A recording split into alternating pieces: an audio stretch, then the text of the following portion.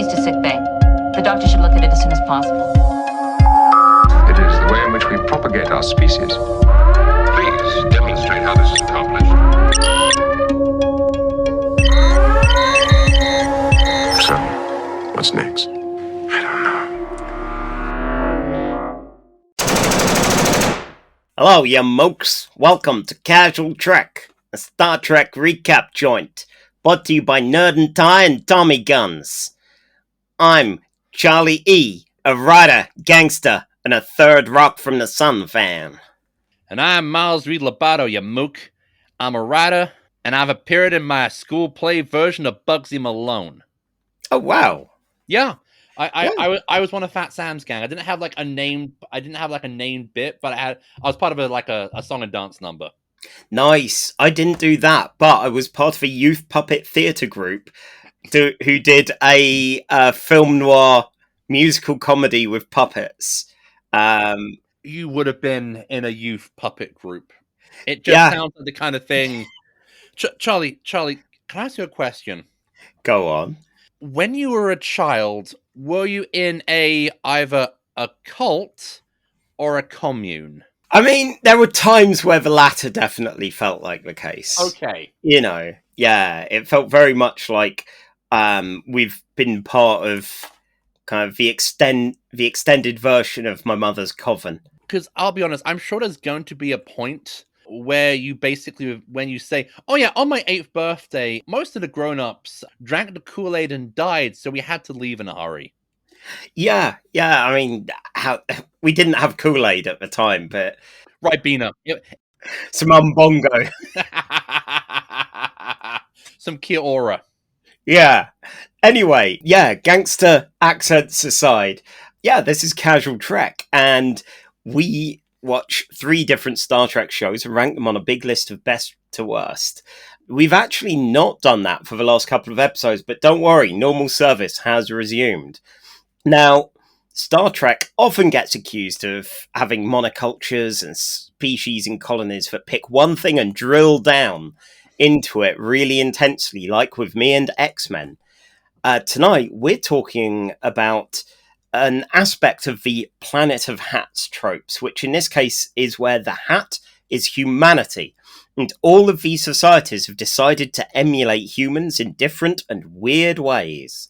But first, Mars, what non-Star Trek thing have you been enjoying since we last spoke? You know how on this podcast, Charlie, we have occasionally threatened to rewatch Lost. Oh God, yes. So my wife, Rihanna, she never saw Lost whatsoever. And she's been curious for a while, so we finally bit the bullet, and so we started watching season 1 of Lost. And you know what? Even though I know how it's going to end, even though I know it's going to be a disappointing, damp squib of a finale, God, it still works. Oh God, yeah. Like, even though I know what beats are coming, it's still like, oh, you know, I let myself love Lost again, and God, it's so good. And I think most of honestly, we've been getting through 2-3 episodes an evening. Wow. So we're actually the last episode we watched was the episode where, spoiler alert, Boone died. Oh, and that's rough. And that's rough. I thought he dies pretty quickly at the end of the previous episode when he gets crushed by a plane full of heroin.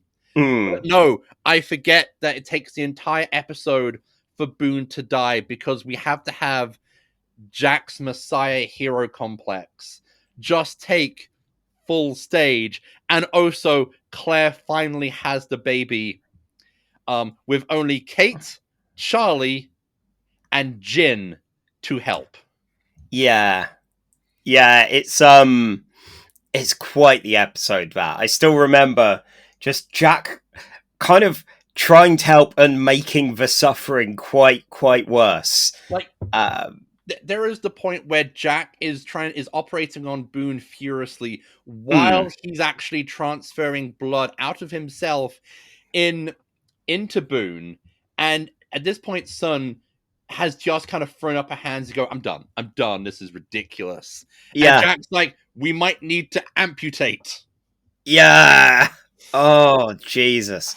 Yeah, Lost is something I think I last saw about 11, 12 years ago, and separated from the immediacy of the week to week and being something that was very early television discourse wise, before people got as conversant in this is a network show, these are the things that happen. It holds up so much better. Yeah, like, honestly, I'm trying to think of other TV, like heavily serialized TV of the time. I don't think anything. I don't like modern Battlestar Galactica never caught the zeitgeist in the UK here that it did in the US. But I think that was like Sky One and Sci-Fi. Did it ever have a terrestrial broadcast? Not that I know of. We saw season 1 on Sky at my dad's, and then I got into it and started getting it on DVD as it was coming out. But it had a bit of popularity, just not massively. Yeah. Similar to Lost, how after 2 seasons of being on Channel 4, it moved over to Sky. It had a big gap early in season 3 where they did the 6 episodes where it's like, we know we're literally having to cage the lead characters to stop them from leaving because we have to keep this going forever. And then it had like 12 or 16 weeks of nothing, and then the rest of season 3 once the negotiations were done. And that's where it really, like, after it going down a bit, that picks right back up for 3, 4, and 5. So yeah, good times. Yeah. I mean, it didn't help that I saw the finale for Lost a few days after I saw the finale to the TV show Ashes to Ashes. Oh And no. I don't want to give any kind of big spoilers. Both episodes kind of have the same finale. It's just Ashes to Ashes kind of does it better. It But does. It does. I still appreciate Lost for kind of following through and doing what the creators wanted with it. Same with BSG, which ended around the same sort of time. Like, both, are they perfect? No. No. Like, No. what is perfect? But they're fine and good for what they are, and much maligned despite that. Like, I feel there are very few TV shows which really pull off the landing. Game of Thrones obviously doesn't. God. I feel that Babylon 5 ends pretty strong. The trouble was they were going to get cancelled after the 4th year, so they wrap up a lot of the important plot points. And the last episode, they filmed the final episode, which they then, when they got season 5, pushed back to be the final episode. So season 5 is kind of a mess, and they're just kind of spinning a few plates, but a few of the important elements hit. And the last episode is Sleeping in Light is honestly beautiful, made me cry. So what I've been enjoying is actually a little Lost adjacent. It's Fringe. Have you been watching Fringe? No. I've been watching Yellowjackets. Now, I've been fairly spoilt for odd prestige TV kind of stuff, so I was holding off on starting Yellowjackets until I was done with Severance and White Lotus. And yeah, I started Yellowjackets last week and I finished it a day or two ago. And fucking hell, it's very good fun. It's quite Lost adjacent in that you've got a bunch of kids, well, a bunch of mostly girls from a sports team trapped in the wilderness after a plane crash. And I mean, you live there. America, it's a bit big. Some might say it's a little too big. And in this case, they're trapped in the woods. They don't know where they are. Attempts to escape the woods have gone horribly wrong. And this is all in the mid-90s. And then you also have a present day time where a few of the survivors are older now and weird stuff is going on. And yeah, the trailer for season 3 made it look like it was going feral, and it did. Okay. Yeah, like season 1 and 2, you've got some fun and some grim moments. Somewhat like Oz, actually. The soundtrack is often weird noises of human desperation. And yeah, briefly, Jeff Winger from Community appears, No. which was fun. And yeah, like if you ever want to see Melanie Linsky with like face covered in blood forcing someone to eat part of their own flesh, it's for you. I saw the first episode of Yellowjackets Mm-hmm. and ended it by going, yeah, I want to see more. And then basically did what always happens when I start an episode of a new TV show. And I'm like, that's good. I should watch more. I proceed not to watch anymore for 3 years. Yeah. Yeah, so and that was how I was with Severance. I think we saw the first few and went, this is really good. Multiple people have independently of each other got in touch with me to go, hey, Amnesiac City, you want to have a look at Severance? It's like, oh shit, yeah, this good. And then it was only just before season 2 that I finally got around to watching all of season 1. And yeah, it good. But you know what Severance doesn't have that Amnesiac City does have? A gnome. Yeah. Well, I thought you were going to try some kind of segue to Star Trek. No. No. I just wanted to mention that Amnesiac City has a gnome. It does. I still think the gnome, from what I've read, which is a few pages, I still think the gnome might be evil. I mean, it might. It might.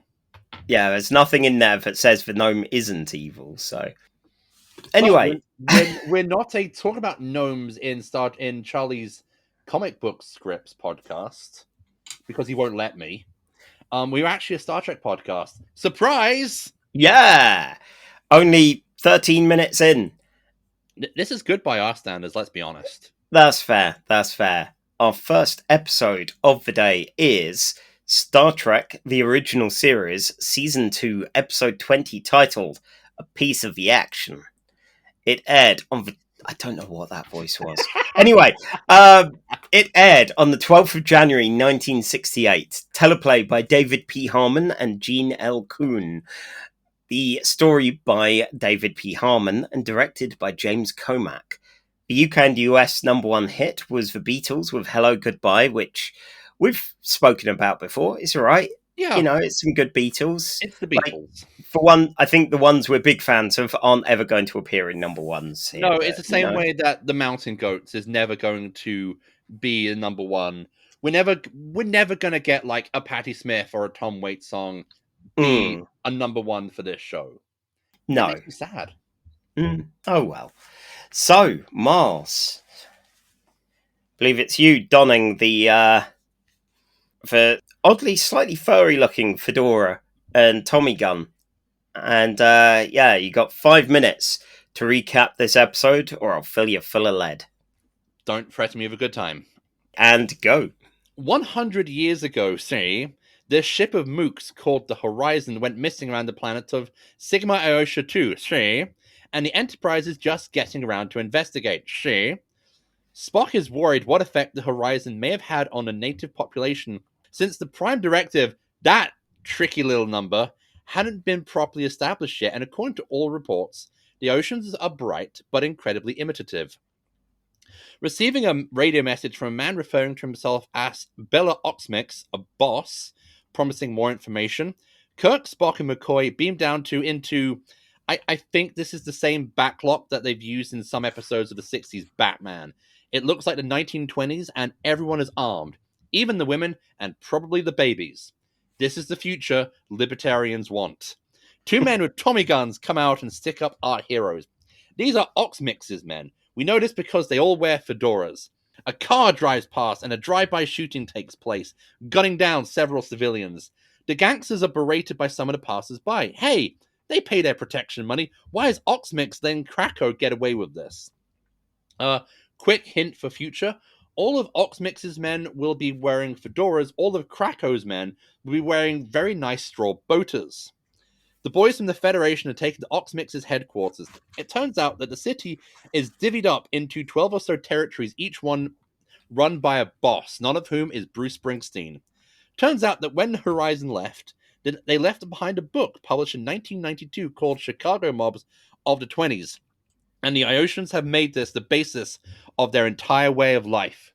Ladies, gentlemen, Charlie, we finally have a motherfucking gangster planet. Oh, yeah.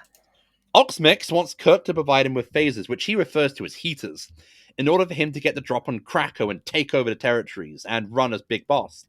Kirk refuses and is given 8 hours to give him what he wants or die. Taken to a warehouse, our heroes discuss the situation. Spock muses that the Iosian society must become unified. Oxmix has the right idea, or else the entire civilization is going to inevitably break down into anarchy. Kirk decides that since the Federation caused this mess to begin with, they should really clean up before, they get done for it. And to escape, Kirk makes up a game on the fly called Fizzbin, and uses it to distract the guards so they can promptly take him out, steal the weapons, and escape. Telling Spock and McCoy to get back to the Enterprise using the local radio transmissions, Kirk plans to capture Oxmix, but is captured by Krakow, Oxmix's big rival. Krakow wants the same thing as Oxmix, enough phases to take over, and Kirk is locked up again. Spock and McCoy get back to the Enterprise, re-enter communication with Oxmix, and strike a deal with him to rescue Kirk from Krakow. Even though Spock feels they can't really trust him, he prefers Oxmix's help over more aggressive force. He instructs Scotty to put the ship's phasers on stun, just in case. Spock and McCoy beam down and are promptly captured by Oxmix yet again. 2 things. 1, I think this might be one of the worst days of Spock's life where he isn't having a violent emotional breakdown. He just seems annoyed to be here. 2, if this were a 7-part 1970s episode of Doctor Who, we're now in the episodes 4 or 5 part where the Doctor and Joe Grant, or Joe Grant, or the Doctor, or Joe Grant and the Doctor in different prisons are just getting captured, escaping, and getting recaptured again just to pad the plot out. Kirk is able to MacGyver himself the world's loudest tripwire, and does the old call the guards for help and then escape routine, and then hightails it back to Oxmix to rescue Spock and McCoy. Spock, I told you to get back to the ship. Yes, Captain. It must be Tuesday. Now dressed up in gangster clothes, Kirk and Spock head out to put the bag on Krakow. Kirk decides to go by Flivver, a 1920s car. He's not very good at it, and Spock is probably wondering why Kirk is singing Sabotage by the Beastie Boys as he drives. They make it back to Krakow's HQ. My god. They're getting their steps in this episode, and with the help of a small cap-wearing scamp who wants a piece of the action, Kirk and Spock are able to take out Krakow's guards and capture Krakow until they get captured themselves by more of Krakow's men. Guys, you're usually smarter than this. Kirk tells Krakow that the Federation has taken over, and has Scotty beam Krakow up onto the Enterprise and uses that distraction to overpower Krakow's men. Heading back. Ooh, machine gun noise! Machine gun noise! Machine gun noises. Yeah, sorry. Oops, my machine gun went off. Carry on. There's a lot of running around in this episode. Heading back to Oxmix's HQ, Kirk, who has now gone fully native and is embracing the gangster mode, has Scotty beam all the various gangster bosses to Oxmix's office. So essentially, Kirk can discuss terms from Oxmix's pool table. The Federation is taking over, but I don't want to be seen as taking over. So Oxmix is going to lead the planet, with Krakow as a second, and all the bosses will be part of the operation as a syndicate. One of the bosses, Teppo, doesn't think the Federation is really that powerful, and Krakow joins in, thinking that this could all just be a ruse. He saw no more than 3 people on the Enterprise at any one time. Gangsters turn up outside and get into a shootout, and Kirk tells Scotty to stun them with the Enterprise's phasers. Now that they're convinced that the Federation is as powerful as they say, the bosses all fall into line. Kirk tells Oxmix that every year, a ship will visit to collect the Federation's piece of the action, a hefty 40% cut of all profits. Now back on the Enterprise, Kirk is wondering why Spock and McCoy are so gloomy. Spock doesn't really approve of how they achieved results, but Kirk tells him not to worry. The Federation's 40% cuts will just be put into the Ioshan's treasury to help guide them to a more peaceful and less Chicago mobsters of the 20th century based society. McCoy is more concerned about the fact that he left a communicator under Oxmix's desk, and the Ioshan's are very imitative. If they find that communicator and work out how to replicate that technology, maybe in a few years, it'll be the Sigma Ioshan's arriving at the Federation and demanding a piece of their action, and I swear to God, the shot of Kirk, Spock, and McCoy ends on a goddamn freeze frame. Hell yeah, it does. That's 1 minute 57 seconds. Apparently the only freeze frame in the original series, even though some of the episodes feel like they do that. Yeah, all the episodes which end with everyone laughing at Spock being an alien. Oh, ho, ho, ho, ho, ho. Okay.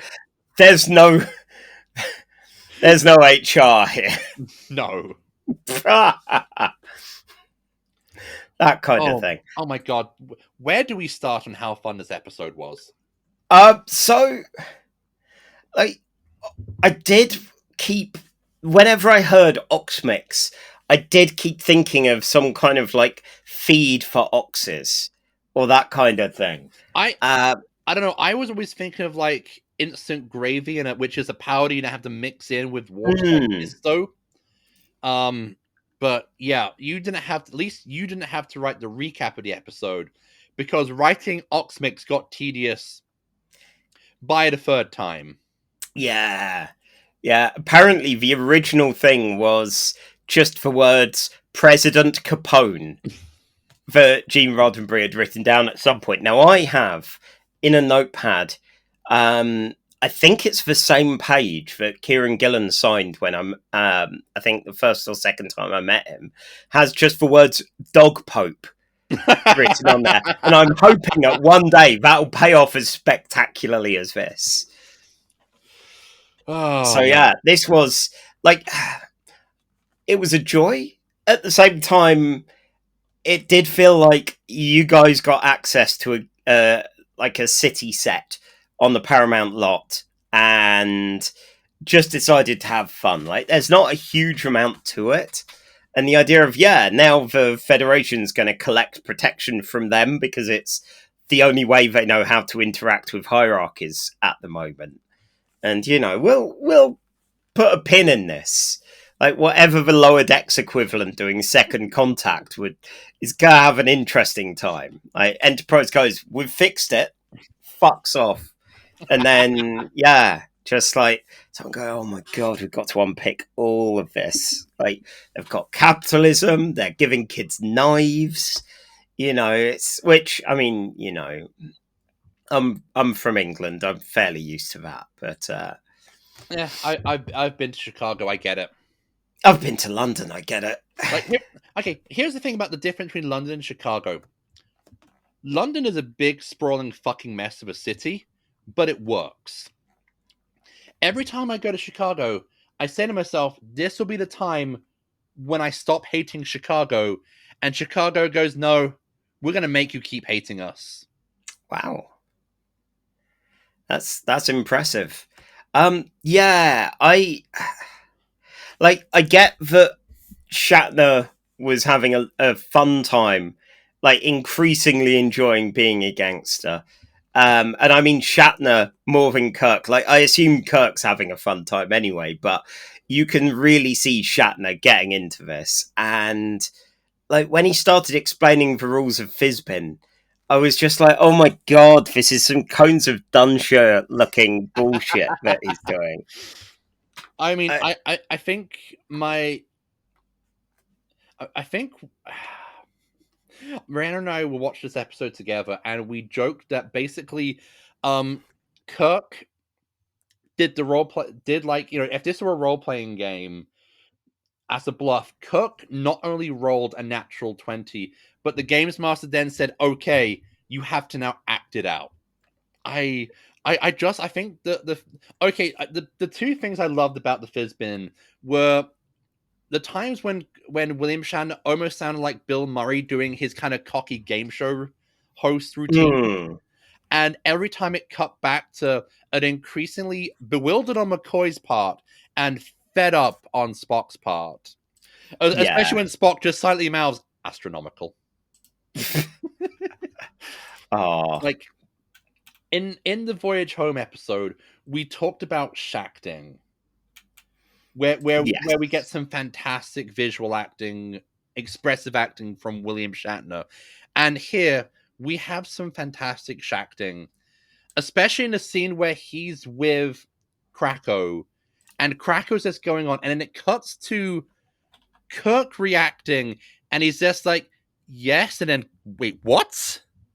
It's that thing of, I'm not a massive kind of gangster guy. Like, I love a bit of film noir, but, you know, all the gangster thing, it's fine. But in this kind of thing, much like the Dixon Hill holodeck episode, it's like, just let it slide. It's good. It's good enough fun. And the fact that they are just fucking around, both the actors and the characters. Like, I feel like I think this is a bet. Like, I think TOS's like inherent campness makes the episodes when they're going full comedy work a lot better than, say, TNG, because the TNG characters are usually a bit more professional, and while they'll sometimes embrace the antics, there's always a feeling like it never sits well, because the antics are happening to Patrick Stewart,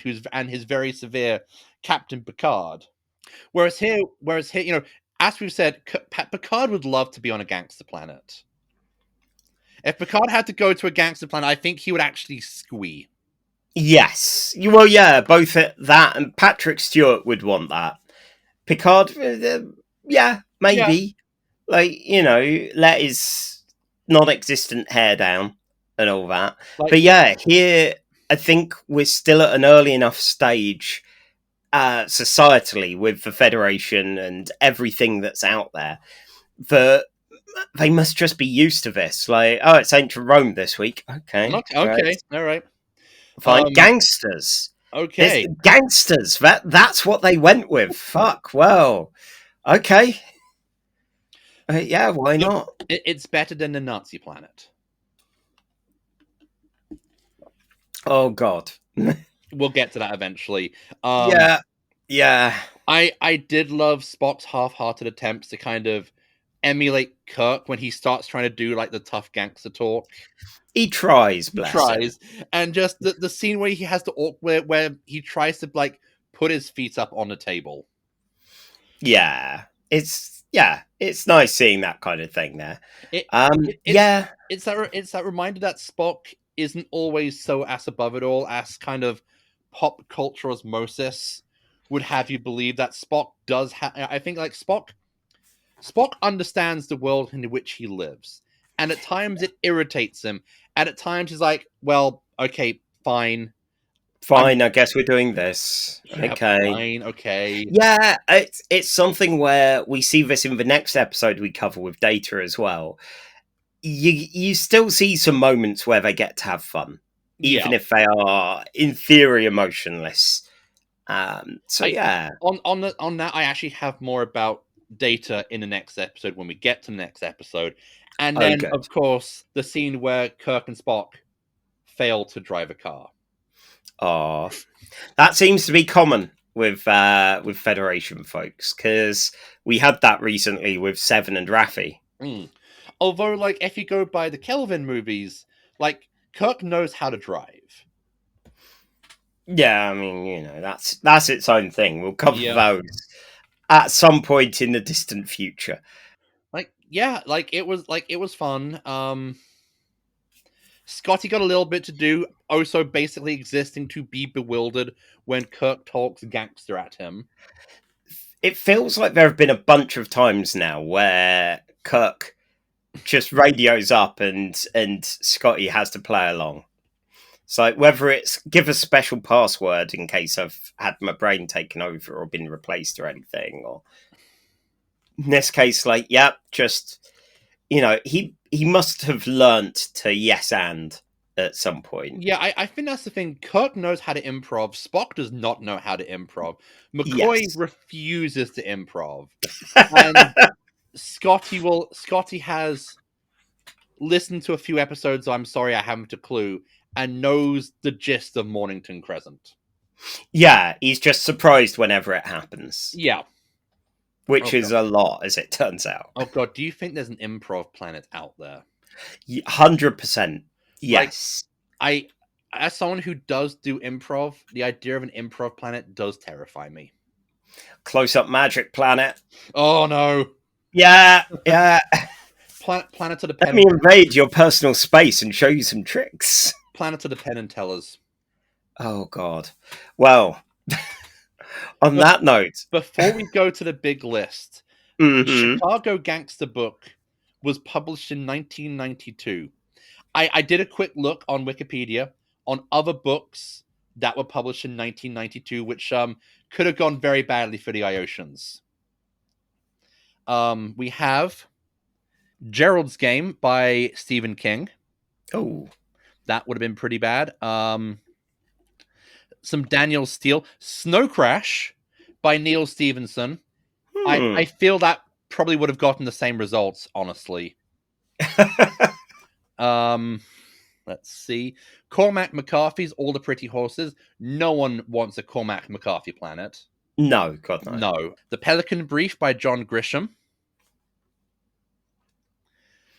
A whole bunch of New Adventures Doctor Who novels, which I'm not going to get into here because then you'll never stop me. And also The Crow Road by Ian Banks, which is on my list of books I want to get to. I still find it funny that out of Ian Banks, who published literary fiction as Ian Banks and science fiction as Ian M. Banks, leading to one of the best sight gags in Hot Fuzz, which I spotted immediately. Oh, yeah. I've actually read more Ian Banks novels than Ian M. Banks. I think I'm the same. Like, I enjoy his science fiction, but I prefer his literary stuff. They're both good. I've just, chanced upon his literary work more. Also, The Wasp Factory is under 200 pages, and most of his SF novels are 400 pages and dense. Yes. So, yeah, where shall we put this on the big list, you mook? Well, speaking of which, for people that aren't familiar, after our weeks of talking about Star Trek RPGs and Space 1999, we have a big list of best to worst Star Trek shows and movies. It's currently standing at 156 entries. We have Star Trek II, Wrath of Khan at number 1. We have Threshold at number 50. We have The Game in number 100. Which you've just lost. Yeah. And, oh God, how very internet old. And yeah, at the very bottom, we have Star Trek Section 31. Is that recency bias of how bad it is? Yes, but it is also very bad. Having seen it a couple of times for the show, just don't. How many times have you watched it? I think it's either 2 or just under 2. Okay. I only watched it the one time. That was enough. I needed to rewatch it for my notes, and yeah, it was on, and yeah. So, Piece of the Action's definitely better than that. Oh, yeah. It is some fun nonsense. So, let's see. I saw Family Business and was thinking gangsters. It's probably not as good as Family Business, though. No. Let's see. All right. Not as good as Spock Amok in 45. Is it better or worse than Threshold? I think it sounds almost sacrilegious to say in Star Trek fandom, but fuck you, we're casuals at this. I think Threshold might be better. Yep. Although there's one last thing I want to mention about a Piece of the Action. Yes. The scene where Kirk is running down the alleyway with a Tommy gun, and there's a single small box. And I was like, is he going to jump it? Is he going to jump it? Is he going to vault the box? Yes! I bet you Shatner just pushed the box there. He's like, yeah, I'm going to jump over this box and look really tough. And like, that box won't trip anyone. That box is 1 foot tall. Yeah, but, it's Star Trek, so I get to... It's nice that they got to do a stunt, even if it was that. Okay, so... Oh, God, let's see. Is this better than Errand of Mercy, currently at number 65? Oh, you've chosen a tough one. Yeah. Oh, okay. Because, that's got your space Ren Fair planet. This has your gangster planet. These are what I want in Star Trek. This kind of nonsense.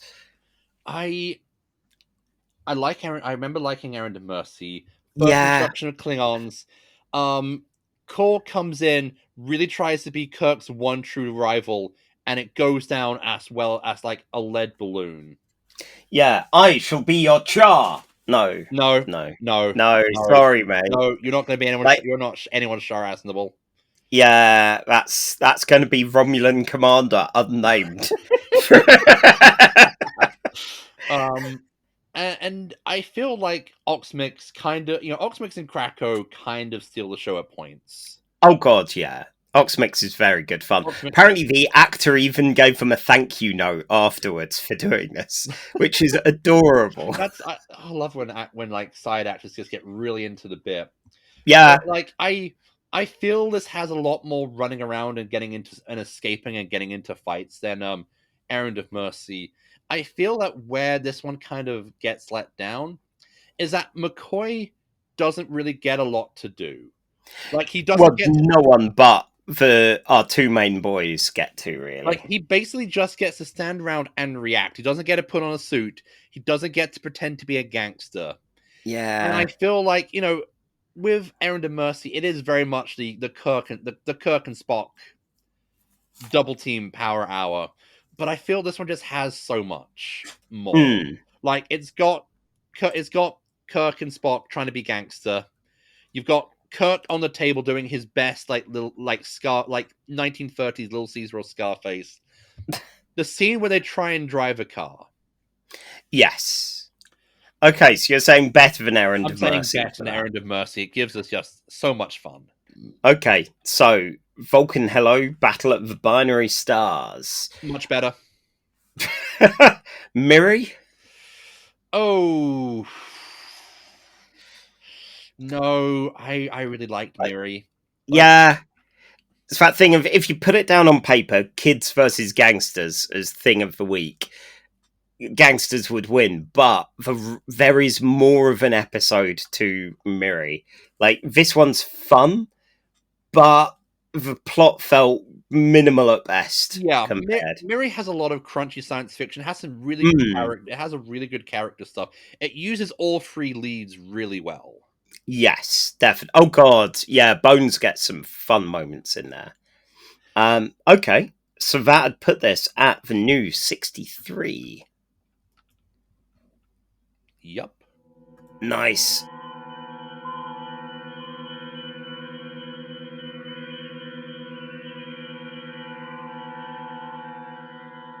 Our next episode is Star Trek The Next Generation, Season 2, Episode 12, titled The Royale.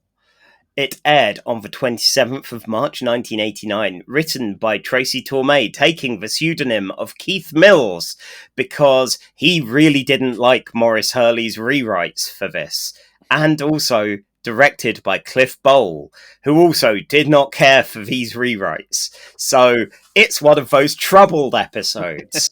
The UK number one was Madonna with Like a Prayer, and the US number one was Mike and Mechanics with The Living Years, which, oh God, that Living Years was not good. No. It felt like a lot of Old Man Yells at Cloud. A lot of that kind of, when I was young, I thought I was hip and with it kind of stuff. And then they changed what it was. Yeah, damn them. And yeah, then Madonna, Like a Prayer, great fun. Yep. Love it. Actually studied it and a few others of Madonna's oeuvre in media studies back Oh. at sixth form, which, yeah, it's a good fun. Good fun music video, good fun song. And yeah, so. Okay, you have 5 minutes to escape the Royale. Okay, I will just be kind of round that revolving door again and again. How good are you at craps? I mean, like, I eat a lot of fibre. Okay, well that's good. Okay. And engage. So, the Enterprise is orbiting an inhospitable planet where some Klingons tip them off about some sweet debris they found. The Forge shivers at the grimness of the planet below. O'Brien beams the debris on board and it looks familiar. Yeah, from one angle, for a second, it looked like Thunderbird 2, but no, they turn it around and it's got a NASA logo on it and an American flag. It's from the mid-21st century, but it looks like it was hit by some slightly more modern weapon. The ground has a small pocket of air around some kind of building, so best send an away team down. Riker, Worf, and Data go down into an empty black set with a kind of green swirling sky overhead. Oh, and a revolving door. They proceed with caution. After all, a revolving door made an alternate Kirk look like a real chump. Inside, there's a casino, and this is going to confuse a lot of post-money people. They look around stunned, and they can't get their comms to work outside of here. It's Bernard from Lost. Yay! He's on the front. I know, I'm calling him Bernard. Really? Yeah. Jesus. He's on the front desk. He checks them in, and then they politely ignore a subplot that's going on with like saxophone music and a bellhop who's in love with a gangster's girl. Frankly, it's best not to get involved. Worf asks what planet this is, and Bernard says Earth, of course. A man dressed like my granddad when he tried upstaging my cousin's wife at their wedding walks past, and Data detects a new friend. Up on the Enterprise, they got nothing, but Troy detects Riker's amusement. Data starts gambling with the guy, Texas, and the woman he's helping at blackjack called Vanessa. Data wows them both with his card shuffling and his ability to play the odds, but is summoned away by the others. I had a quick sneezing fit here and hopefully didn't miss anything. So, the gang go back out through the revolving doors and get spat back into the casino. Data gets ignored by a woman as a one-armed bandit when he asks what on earth's going on, and Worf starts pulling at the walls like a player in an RPG who's just really frustrated with everything. Troy? Worf would get frustrated with text adventure games really quickly. Definitely. It just smashed the computer. Anyway, Troy senses that Riker is feeling tense. I assume she's just always tuned into his emotion as a weird kind of thing that they do between them. The bellhop packs a piece, and Bernard from Lost tells him to step down. Riker again politely ignores this, and then waits to ask to speak to the manager. Apparently, the manager's busy. Data detects human DNA, which, I mean, it's going to be everywhere in casino hotels. But here, it's weirdly just in one place. It's in a bedroom, under a blanket, and it's a human skeleton. Yeah! This body died in its sleep. A terrible way to die, according to Worf. He's got a NASA uniform, and he died 283 years ago. His name's Colonel Stephen G. Ritchie, and there's a novel called Hotel Royale. Ian Fleming's estate will be in touch. The Enterprise can speak to them now. Hooray! They mention a ship called the Charybdis, which set out in 2037 trying to go beyond the solar system and then vanished. The novel, on the other hand, that's by Todd Matthews and is a piece of shit about compulsive gamblers culminating in the death of a bellhop by the narrator, one Mickey D. Rich's diary explains that some life form accidentally killed his mates, and by way of apology tried replicating Earth for him, but only used this shit novel, which wasn't even his. And after 30 plus years of living in it, he gratefully embraced death. Picard tries reading it, and my word, it's bad. The bellboy plot they've been ignoring carries on. They still mostly ignore it, but Mickey D shows up, kills the bellboy, leaves. They're shocked that someone can leave and come up with a plan to be the unnamed foreign investors who buy the casino at the end of the book, because they're just vague enough that it could work. This means some gambling. Data has some fun playing dice, fixing the fixed dice. Texas bets against him like an idiot, and they get enough money to buy the casino, spread money around a bit, as the investors were supposed to be generous. Their identities established in the fiction, they can get out the door. Hooray! Now there's just a random casino on a planet in space. Hopefully they'll leave a sign. So All right. Yeah, that's it. That's it. Okay. All right. That's it, yeah. Yep. Hopefully they'll leave a sign for someone. Like, go, guys, like, I mean, I forgot to check whether they took the novel with them. But yeah, just leave something big up going, pretend to be foreign investors, you'll be out of there in minutes. Like, you know, yeah, it's not worth doing a this is not a place of honor kind of thing. Worf just ate the book. Worf, yeah, I mean, fair, frankly. I loved Picard's reactions to the book. Okay. When he and Troy are listening to the dialogue and Troy asks to be excused, it's brilliant. It's just like, Picard, yeah. Like, sometimes it's very upsetting being captain and having to listen to this sort of thing. This is no Dixon Hill. What bullshit is this? Exactly, yeah, and he likes Dixon Hill. So yeah, you'd have thought it'd be fine with crime stuff, but okay. I have one script writing note. Oh, really? Just one? I feel it's an important one. Okay. Don't call your mysterious gangster character Mickey D unless he's going to be a fucking clown. Yeah. Yeah, is that an American thing, it being Mickey D's? Yeah, I'm sure I've heard it. I'm sure I've heard it in the States. I don't know. Yeah, I don't know. I never hear it called that, but then I almost never go to McDonald's, so yeah. I've got no clue. But yeah, this was, despite it being troubled in its production, the director wasn't keen on any of the changes that happened, and apparently a lot of the surrealism in it was rejected. It's still very good fun in a very shit way. I am really curious about what the original intention for the episode was. Yes. Because I feel like, I don't know if you got this, but I felt like it wanted to do like a spin on the end of 2001: A Space Odyssey, when Dave Bowman goes through the Stargate and ends up in this artificial reality, which looks like this weird, luxurious hotel where he slowly ages to the point where he evolves into the Star Child at the end of the movie.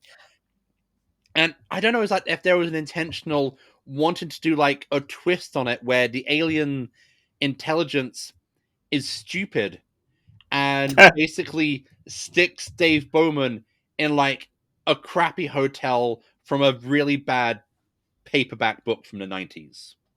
Maybe. I don't know. I couldn't find anything aside from there was more surrealism and it was apparently derivative of a piece of the action with the original version. So I wonder if there was more active involvement with the side story, which had its own theme. Like whenever the sax played and the bellhop was chatting to Bernard from Lost, I love how the rest of the gang, like Worf and Riker and Data, were just like, nope, don't care.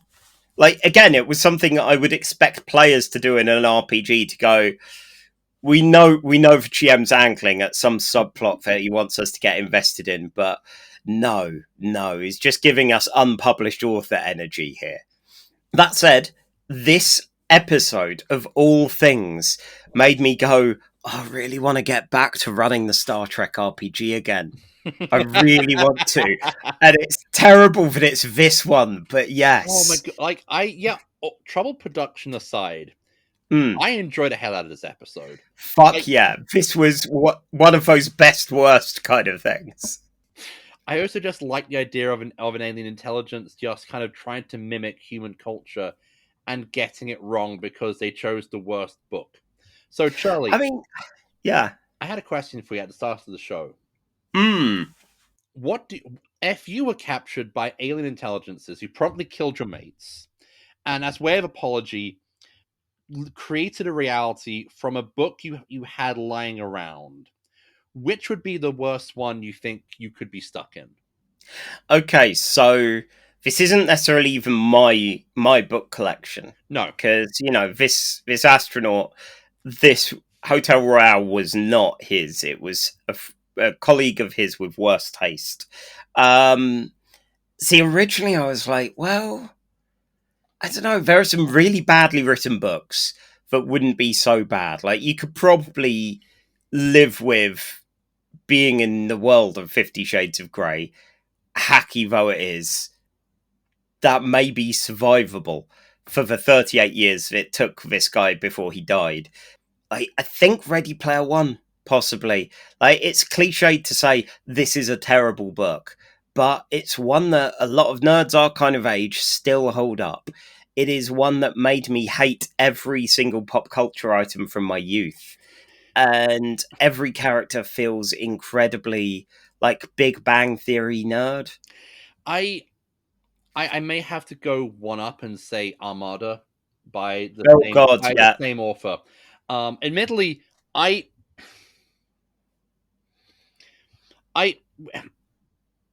Ready Player One. I was just like, okay. Like, first time I read it, I enjoyed it. It was pandered to me. Then I started listening to the audiobook read by Will Wheaton, and Will Wheaton is not a bad audiobook narrator.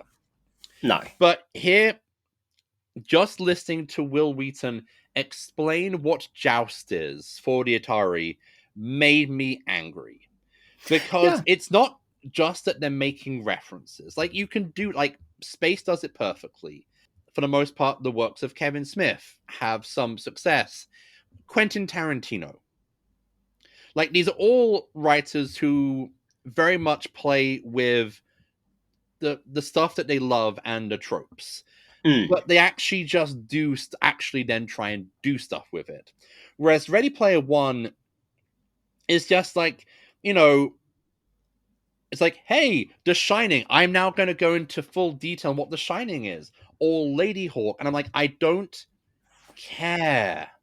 Yeah. Because you're not... Stop telling us about other much better things. And, then it's also just the weird, like... Ernest Cline seems to think that seems to miss the fact that nerd culture won. And nerd culture is like the dominant storytelling medium on the fucking planet to our detriment. But just seems to think that we still live in that kind of, that world where all nerds are these well-meaning 80s dorks played by Christian Slater holding boom boxes over their head and not, let's be honest, obnoxious tech bros sending dick pics to women. And that's not even going into get into the weird gender politics of this book, where apparently like Ernest Cline has never met a female Star Wars fan, but if he did, his balls would explode. So, yeah, speaking of which, I was, I guess, not surprised ultimately, but when Mickey D's girl that the bellhop was into didn't show up, it's like, this feels odd and not great, but then it's a hacky book, so for all we know she never appeared anyway, and was just this prize for the bellhop and Mickey D to fight over. Just a sexy lamp. Yeah, exactly that. Let's talk about something that is great. Data gambling. Oh my god, Data has so much fun gambling. There are a few times of giving a bit of a cheeky look. Bit of a cheeky look, doing some kind of like 1950s, like, yeah, hit it, sweet cheeks. He gets to wear a hat. He does get to wear a hat briefly. It does get taken back off him, which is sad. But yeah, we'll like. I think this episode made me think about. I don't know if it's that Data can emulate emotions, but can't experience them for himself. And I think that becomes is the difference. Like, Data can imitate human behavior. He can imitate those weird kind of tics and mannerisms. But since he can't feel them naturally for himself, he doesn't do it.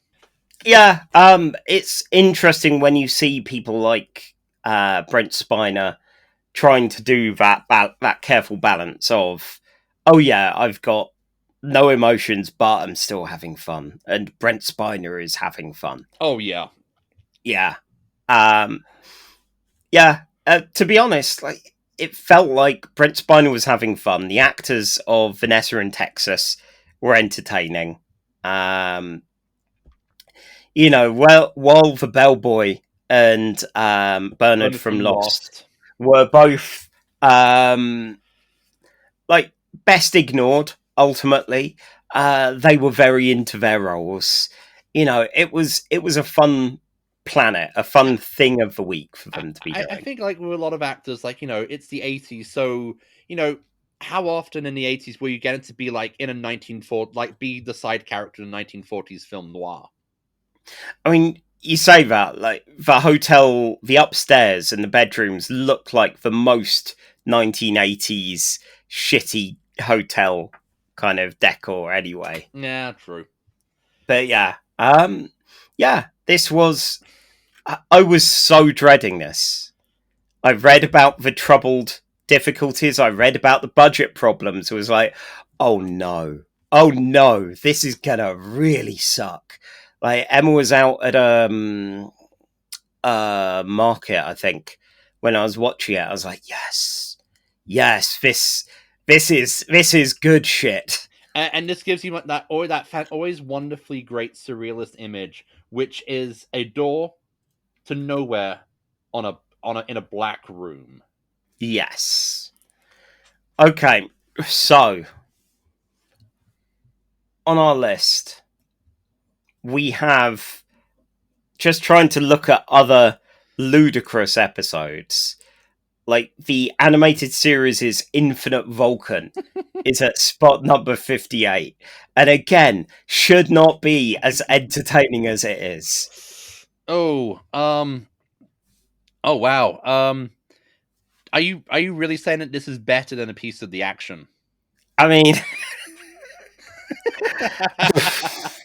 it's difficult, isn't it, with this kind of challenge that we've set ourselves, because quality-wise, no, but I think I would probably go back to this one. Like, out of the two, this is the one that made me go, I already miss running the Star Trek up. This is the stuff that makes you go, God, I love Star Trek. Yes, exactly. So yeah, I think for me, it probably would go above it, but I 100% understand if that's not, you know, something we both feel. All right, okay. Is it better than Dreadnought? Number 16, with Lana Torres' evil missile child stuck in the Delta Quadrant. Oh god, that is a good episode.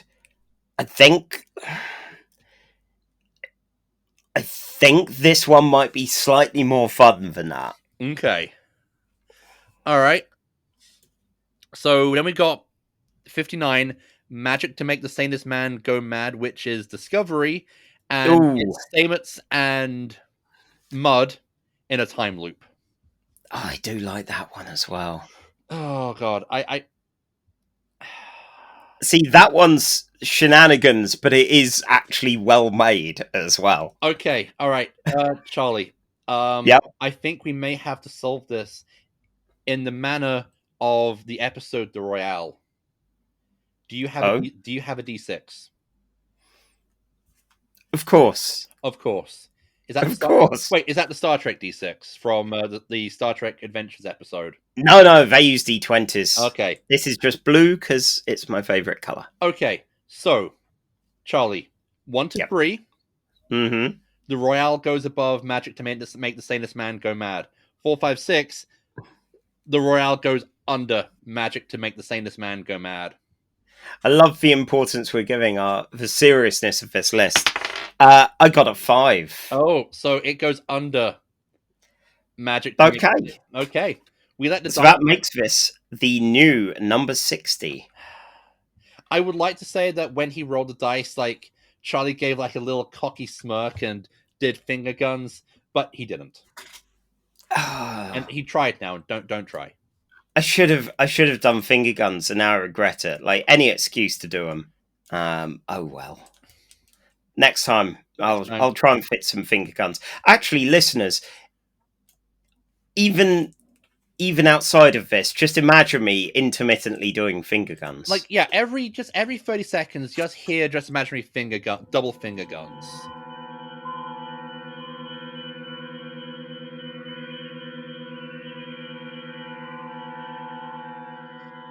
Finally, our last episode of the night is Star Trek Prodigy, Season 1, Episode 13, titled All the World's a Stage. I love that even the kids' cartoon Has to have a Shakespeare quote. Yeah, perfect. Very Star Trek. Very good. We approve. This aired on the 10th of November 2022. It was written by Aaron J. Waltke and directed by Andrew L. Schmidt. The UK and US #1 hit was the same thing. It was Taylor Swift's Anti-Hero. It's alright. There are definitely better ones on the album, but yeah, it's alright. So, over to you now. So I can't remember what they say now as their equivalent of any of the go to a Starfleet kind of things. Live long and proper. Yeah, live long and proper, and you've got 2.5 minutes. Go. Moods are low on the USS Protostar, having discovered that the ship contains a weapon that will disrupt any Federation system it comes across. The crew's dreams of joining Starfleet are pretty much crushed, and Dow's feeling really foolish for getting his hopes up. A distress signal on a nearby planet hopes to break their doldrums, and Dow, Gwyn, Zero, and Jason Mantzoukas go to investigate. Rock is staying behind to look after a sick Murph. As they explore the jungle planet, they meet the locals, a pre-warp culture who dress in clothes reminiscent of TOS-era Starfleet uniforms, named after derivatives of the USS Enterprise crewmen James T. and Sue Lu, respectively, and called the Protostar gang Starflight.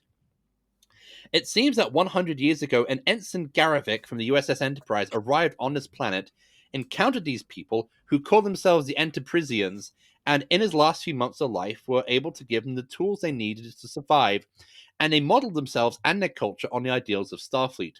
We learn all this in the best Star Trek amdram we've gotten in a while.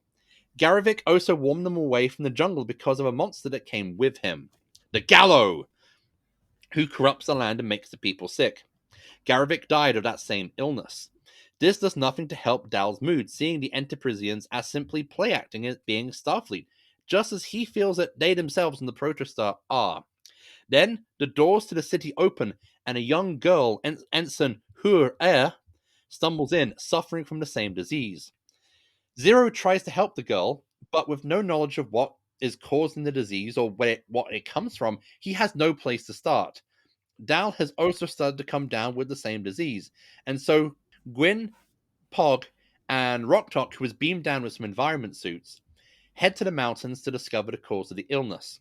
As Dal starts to suffer the worst effects of the disease, the Enterprisian doctor does what he can to ease the pain using worms, and gives a little speech. Yes, they know they don't have Starfleet's medical technology. They don't have their knowledge, but they have the ideals and the beliefs that they can do better, and asks Dal if he believes in those ideals as well. In the depths of the mountain, the rest of the gang discovered that the Gallo is actually the Galileo, an old shuttlecraft that is still active and leaking plasma into the soil and reacting with nearby dilithium deposits. Oh. Oh dear. We're leaking time. Okay. Go ahead. Pog climbs into the shuttle to use the radio to tell Zero all he needs to create a cure to the disease. Unfortunately, the shuttle is about to fall into the plasma pool in the mountains and cause a huge explosion, and there's no way out. Now recovered, Dal takes some of the Enterprisians onto the Protostar, since the radiation coming from the mountain will cut out both the Protostar's automatic systems and the hologram Janeway. Reconfiguring the Protostar's controls to resemble the classic Enterprise bridge, which the Enterprisians can fly, Dal and co. are able to dive through the mountains and rescue the rest of the crew.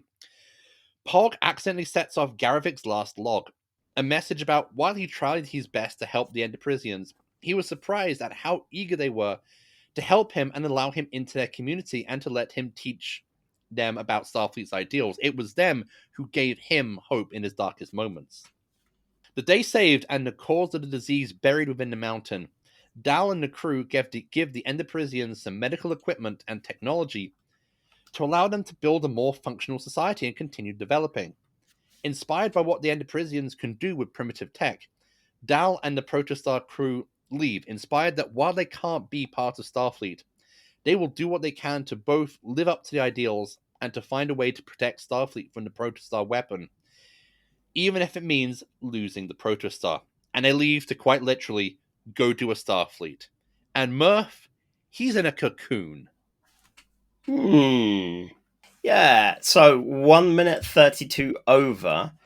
And this was another one where I looked at. So, for people that can't see our show note kind of thing here, I list out the cast because I have trouble remembering who some of the people are and some of the actors. And looking at the general notes here, I saw all of the original Star Trek style names, like Scott E. Sulu, and so on. And I was expecting some terrible accents, some terrible voices, and to get very tired by this very quickly. But my word, this was a fun episode. Yup. I loved the Enderpisians, and it felt like they, even though there was one really bad James Kirk Shatner impression, like the first time that guy spoke, I was like, oh no. And then, yeah, after that, it was plain sailing. Yep. It was great fun. Their performance, I loved the big drums and the shaking on a stage. It reminded me of Galaxy Quest. Definitely. Yeah, I'm surprised that it didn't play a bit more with that specifically, but yeah, the sense of this is yet another slight Prime Directive issue, but yeah, yet another culture that has accidentally become influenced by Starfleet, and I guess why we have all those Prime Directive rules. Their suits, their costumes, kind of patchwork looking like the OG stuff. Great fun. And yeah, the bridge being able to change its display, kind of like the way the TARDIS has its kind of like desktop wallpaper kind of functions. It was like, oh, are all the ships able to do this at this point in time, or is it just... Who knows? Because they have replicators to replicate the vehicles, so maybe it's just like a training. Like, since it's a training ship, they can shift the controls. True, yeah, yeah. But that was a fun moment where they're like, "Oh no, they don't know how this works." Push button, original bridge, and again, it didn't feel too hacky or, "Hey guys, you like reference? Here's reference." kind of thing. It was like, it didn't matter that there was a James T, that there was a Sulu, that there was a Hura, and Sprock and so on. You know, if you get, like, the gags never get really kind of pointed out. Like, when the Sulu gets beamed up, He doesn't say "oh my," he says "my." Yes. If you don't know, if you get it, you get the joke, but it's not pointing and going, eh, eh, eh. There were a lot of fun little nods like that, where, like you were saying about Starfleet Yeah. and all that, where they weren't quite right, but, they've evidently had a lot of time to... How many horrendous things have happened in the Star Trek universe because lettering has been obscured by dirt and the meaning has been changed? Yeah. It happens a lot. Like, they need to get some good archaeologists. Or people that will just be willing to go, let's brush that off. Just in case, I have a question which I ask you every time we do an episode of Prodigy. Yep. I know you generally don't like the cocky rogue kind of teen thief that is a bit poochy. Very poochy. How do you think Dal is in this episode? He was fine. Like, it was nice that there was a bit more rock talk. As the episodes we've seen, there's not been too much of outside of like the Tribble one. But yeah, like the crew were all good fun. Yeah, Zero doing whatever they do was fine. And Murph, the cocoon stuff at the end, it might be just having come out of a mini campaign of Alien. But I'm like, oh dear. Now, I have seen Murph in season 2, so I'm aware that Murph does not transform into some kind of horrific xenomorph.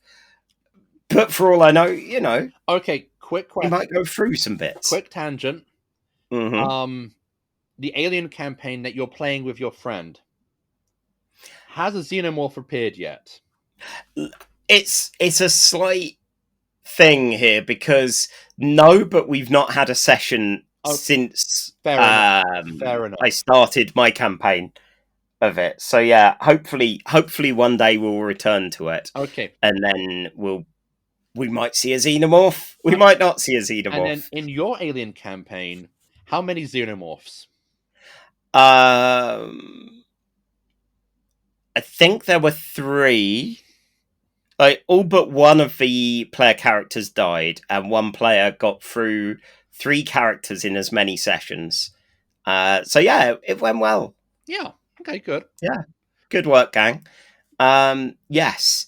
But yeah, hopefully that won't happen with Murph. No. No. This also might be the episode of Star Trek which lives up to our own show notes of go to a Starfleet. Because it quite literally ends with the gang going, we can't be a part of Starfleet, but damn it, we're going to go out and do a Starfleet. Fuck yeah. Yeah, and that's good. We've had similar sentiments from them of that kind of, well, we're going to have to do something heroism-wise. Hell, I think the episode either before or after this, the Borg one, had slightly similar things at the end. But yeah. Yeah. Yeah, so this one was very good. It was a reminder that really, at some point, even separate to Casual Trek, I should actually just sit down and watch the whole damn thing, because it's a great fun time. It's a good show. It's a good show. I feel like it'll be a good show for like a younger. I don't want to say I'm not sure what kind of age group this is. I think this is kind of going for like the Avatar: The Last Airbender kind of age groups, like your 12 to 14, your 12 to 15-year-olds. Yeah. So on our list, I'm guessing that this is going to be above the Royale in spot number 60. What is our highest Prodigy episode right now? And I think it's the Kobayashi Maru one. I could be wrong. You're probably right. It is. Now, this is a top-heavy list. It says I'm still trying to find... Prodigy, number 100. Oh, First Contact. Wow. With at 107. Yeah, with Kobayashi at 113. Wow. Okay. Yeah. I mean, that's the thing, though. This is... Wait, hang on. No, that can't be right. Where is Let Sleep and Borg Lie? Oh, it's quite a bit lower, actually. Again, despite being good, it's 127. Wow. Yeah. Trouble Call Quest, and then where's the hell? Because we did the pilot. We did. Yeah, the pilot was not great, but yeah. Yeah. To be honest, if not for this show, I wouldn't have persevered with it, and I'm quite pleased I did. Oh, good. Okay. Yes. So, with that in mind, are we talking? Well, I'm guessing we're talking better than First Contact. Yes, much better. Yeah. So, and that means it is shooting quite a way up if we're looking at better than the Royale, which again was great fun. But Yeah, this is great fun, but also good. So you know what was also good in this one? Amdram. We finally Yes. got some good Amdram. Hell It's yeah. been so long. It really has. Okay. Let's see. What have we got here? I'm looking at number 42. I have no bones, yet I must flee. With everyone's favorite Moopsie, the Moopsie. Oh yeah. Okay, I think that's better than this. Yep. But yeah, so that's good. That means we've got a floor and a ceiling to go between. So yeah. Okay. Number 48 is Inquisition, where Bashir gets interrogated by Section 31. Oh yeah. Oh, that is good fun. Okay, I think maybe under that, above Iborg, which is number 49, and is good. But I think this one might I think this is like Iborg is good, but has to wrap up way too quickly. Yeah. Whereas this, it gets in, it's able to give you the story, able to give you the text of what the story is about. Resolution, get out. Like, yeah, we didn't even 20 odd minutes. It does a Star Trek. Yeah, we didn't even talk about like the 2 minutes at the beginning, which is actual Janeway and Gwyn's father with the actual main ongoing arc plot. Of course. Yeah, good old John Noble there. But yeah, there's stuff going on with that. I'm sure we'll cover it in more depth when it properly comes to light. But no, I will agree, underneath Inquisition and above Iborg. Nice. So that puts it at the new number 49. So yeah, for all three of these, despite production issues with one of them, a very good selection. Yeah, it's a good spread. Yeah. So Miles, we're done for this episode, but where can the good folks find you? Well, they can find me on my Blue Sky account at milesreedlobato.bsky.social or my blog at mareedlobato.wordpress.com. And Charlie, where can the good folks find you? Well, my writing is on fakedtales.com. My game reviews are on whodasrolls.com. And I am generally talking about X-Men and sometimes Star Trek over on Blue Sky at skyshark.bsky.social. If you want to hear more from us as a whole, then obviously there's this on whatever podcatcher, YouTube, anywhere that you find it, which also give us a like or a 5 stars or anything like that. That'd be great. We can also be found on Blue Sky at casualtrek.bsky.social. And if you want to suggest a theme and have us make an episode entirely around it, throw us literally any money at ko-fi.com/casualtrek. And next time, we're going to descend into some caves. Oh, yes. So that should be good fun. And yeah, until then, go to a Starflight. And live long, and don't leave any books on planets where people could be easily suggestible. And definitely don't leave any copies of Atlas Shrugged. Oh my god, that'd be the worst. That would be the worst. There we go. Well done. You discovered the worst one. No. You see, the thing is, it would either be a toss-up between Atlas Shrugged or Naked Lunch by William Burroughs, which, even though it's a book I like, could you imagine living in a world created to resemble Naked Lunch or any books by William Burroughs? Tell you what, we have had 1 or 2 comments on our Spotify page for individual episodes. Comment in this one with which book would be the worst one to be on stuck on a world themed around. And yeah, who knows? If we get a few, we may even cover them on the show. All right. And have a jelly baby. Yeah, have one of those. And goodbye, you goons. Okay, so Charlie, I get 6 cards, except for the guy on my left who gets 7. Now we can only play this on a Tuesday. You have been listening to Casual Trek, a Nerd and High podcast, presented by Charlie Etheridge Nunn and Miles Reed Lobato. Music by Alfred Etheridge Nunn.